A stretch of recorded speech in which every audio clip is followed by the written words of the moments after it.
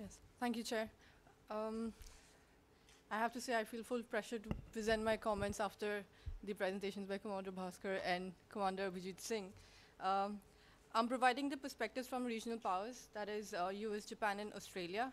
Um, Currently, all the three powers have one common goal in the Asia-Pacific maritime domain today, that is to preserve the security order led by the US and maintain the established norms of behavior on high seas. For all the three navies, India is a key player in achieving their goals, and engagement and collaboration with the Indian Navy is important. All three stands ready to cooperate with the Indian Navy and also seek greater security role from New Delhi in maintaining peace and order in the region.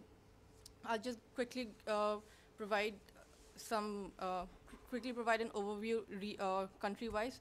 Japan. Japan is in the maritime dispute with China over the East China Seas. Tensions increased when China imposed an air defense identification zone over the East China Sea. Tokyo then began seeking a larger commitment from the US that Washington will come to its aid in the event of a military conflict with China, and basically a larger US voice in its disputes with China. However, Washington at that point in time could not provide the kind of assurances that Tokyo was looking for, and Tokyo also began looking at extra regional powers to hedge against China. Tokyo's relationship with India is evolving, and now maritime security is a priority in the bilateral relationship. In 2007, Japanese Prime Minister Shinzo Abe talked about confluence of two seas, which is in a larger way is what the Indo-Pacific today is, where he talked about a broader Asia and the Pacific and the combination of coming together of the Pacific and the Indian Ocean. In 2007, Japan was a part of Malabar bilateral exercises between India and US, which China protested, viewing it as an anti-China alliance. However, Japan rejoined the exercises in 2014 and 15. Japan also proposed a quadrilateral security framework with forming a security network between US, India, Australia, and Japan. At the bilateral level with India, India has held its first maritime exercises with Japan in 2014, and we are also on building up on a trilateral with Japan and Australia with a focus on maritime security. Officially, in terms of terminology, Japan still continues to use the term Asia-Pacific instead of Indo-Pacific, but it's largely used within the strategic community. It also seeks greater collaboration with the navies of the region, with increased engagement with especially Vietnam and Philippines, both the countries who are also engaged in maritime disputes with China. It's looking to increase its role as a security player in the backdrop of a rising China and moving out of the Pacific into the Indian Ocean. Australia has been a fairly quiet observer of the Asia-Pacific. Canberra, under the Canberra government, in fact, opposed to take forward the quadrilateral security framework. However, with the maritime changes taking place in the region, Australia finds itself at a strategic nexus of the Pacific and the Indian Ocean. It is now championing the construct of Indo-Pacific. The concept of Indo-Pacific increases Canberra's strategic importance, which was also outlined in the 2013 India White Defense.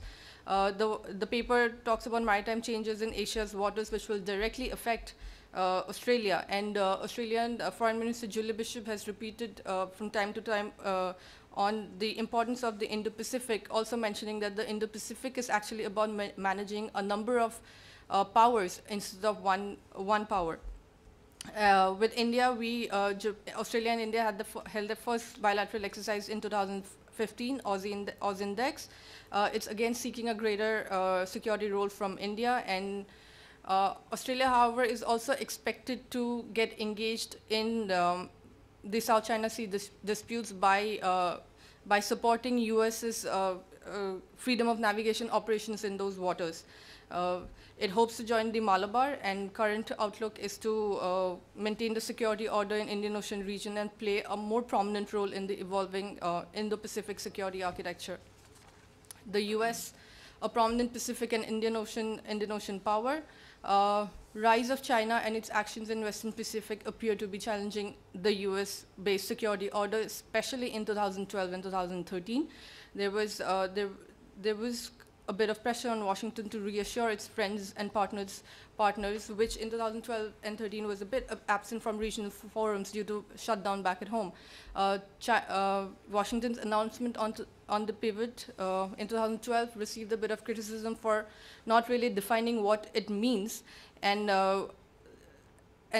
strategies and friends in the region began to question the intent of this pivot and if Washington would actually extend its support in the event of an armed conflict in the South China Sea, either between China, Philippines, or China, Japan in the East China Sea and South China Sea respectively. US may have had all the intention to pursue its pivot, but problems back home was challenging Washington's ability to be present in the region at a scale that was then required. When President Obama canceled his Asia tour in 2013, Chinese leaders ventured out on a charmed offensive in Southeast Asia, stressing on regional cooperation and regional security. What China was probably trying to tell the region was that Southeast Asia does not need US or another extra-regional power to maintain peace and stability. China also began proposing the Asia for Asian Security Framework, which is a structure intended to be conceptualized, led and maintained by Asian powers. However, in 2014 and 2015, US began a refocus to the Asia Pacific, which is a program run by the Department of Defense. The refocus came at a time when Chinese actions in the unilateral actions by China in the South China Sea was increasing, and US early this year, US decided to fly surveillance aircraft near one of the artificial islands in the South China Sea, and recently it also sailed within 12 nautical miles of one of those islands. US too is looking at India to emerge as a regional leader and shoulder some of its responsibility. It's specifically forging new ties with the region. Vietnam is one such case, which did not form natural partners, but due to the changing dynamics of the region, that's something that's come up. With India, it signed the US-India Joint Strategic Vision for Asia-Pacific and the Indian Ocean region, and recognized India as a key actor in its recently released maritime strategy for Asia-Pacific. The main concern is that China challenging its dominance in Asian waters, and its answer is to engage and strengthen its partnership in the region. 2009 onwards, US has been defining India as a net security provider and encouraging India to take on a larger security role. US too prefer using the term Asia-Pacific in its official document, although they've never opposed the concept of Indo-Pacific. And China not necessarily looking to challenge the existing order, but to create parallel mechanisms and norms which could primarily be led and dominated by Beijing, such as the AIIB and the MSR. It also wants a G2 type of relationship with the United States. In conclusion, the maritime security domain today is quite tense due to tighter territorial claims and overlapping strategic interests. India forms a key factor in the regional powers' perspectives on maritime security in the region.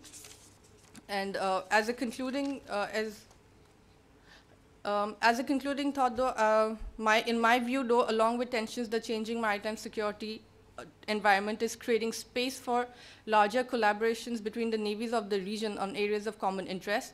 There is evidently a growing maritime linkage beyond the bilateral level in the Asia-Pacific today. Thank you.